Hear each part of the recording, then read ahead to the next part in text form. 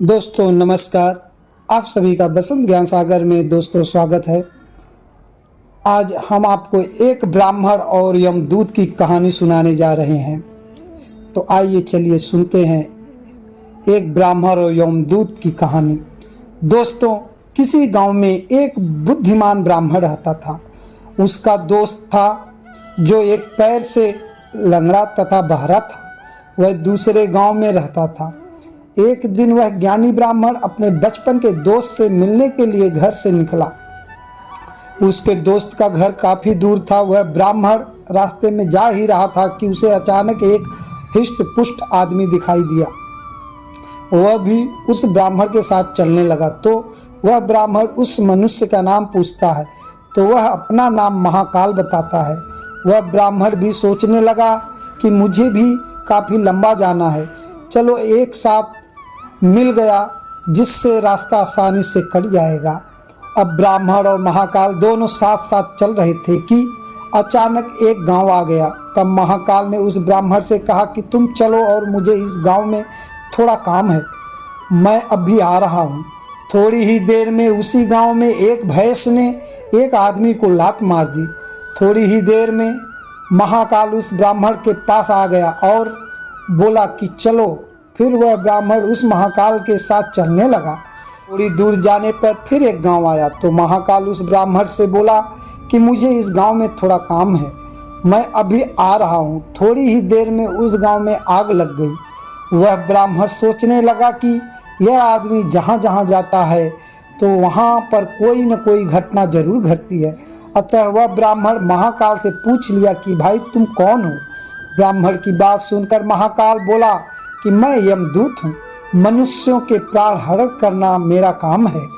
उसके बाद ब्राह्मण महाकाल से पूछा कि तुम यमदूत हो तो ये बताओ कि अगली मृत्यु किसकी होने वाली है।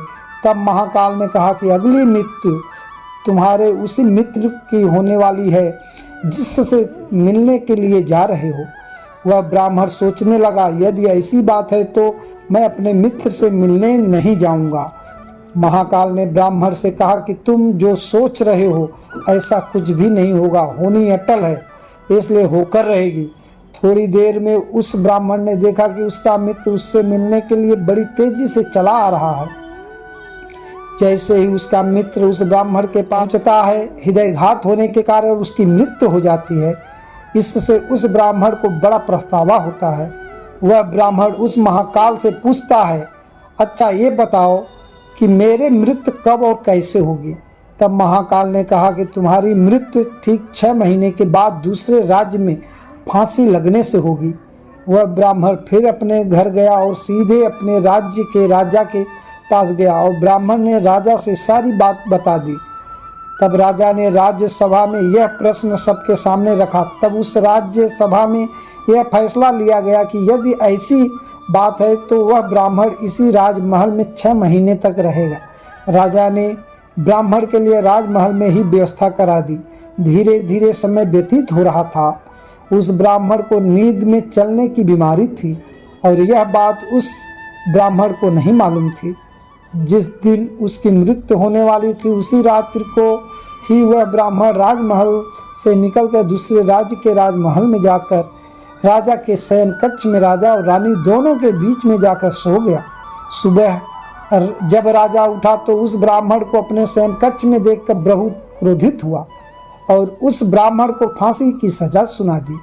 तब वह ब्राह्मण उस राजा से सारी कहानी सुना डाली, जिसको सुनकर वह राजा अपना एक गुप्तचर अपने पड़ोसी राज्य के राजा के पास भेजकर सारी जानकारी ले ली। जिसको सुनकर वह राजा अपने फैसले पर पछता रहा था, लेकिन उस राज्य का एक नियम था कि एक बार राजा जो सजा सुना दे फिर चाह कर भी उसे नहीं बदल सकता। राजा ने एक राजा सभा लगाई और इसका उपाय पूछा। तब उस राजसभा में यह फैसला लिया गया कि एक पतले धागे का फंदा बनाकर आप ब्राह्मण को पहनाकर अपना वचन पूरा कर लीजिए। फंदा पतला होने के कारण ब्राह्मण की मृत्यु भी नहीं होगी और आपके फैसले की लाज भी बच जाएगी। तब एक पतले धागे से फांसी का फंदा बनाया गया और उसके अगले दिन ब्राह्मण के गले में डाल दिया गया और फंदे को खींचकर खींच दिया गया। सभी ने यह सोचा था कि ब्राह्मण को कुछ नहीं होगा, लेकिन उस पतले धागे की वजह से उस ब्राह्मण का गला कट गया और खून तेजी से निकलने लगा। ज्यादा खून बह जाने की वजह से उस ब्राह्मण की मृत्यु हो गई। दोस्तों, हमारे भाग्य में जो लिखा होता है वह हर हाल में होकर ही रहता है, उसे बदला या काटा नहीं जा सकता।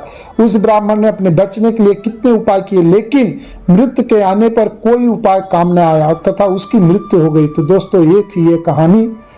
आप लोग को अगर हमारी ये कथा अच्छी लगी हो, कहानी अच्छी लगी हो दोस्तों, तो मेरे चैनल को सब्सक्राइब, वीडियो को लाइक और कमेंट में हर हर महादेव जरूर लिखिए दोस्तों। हर हर महादेव।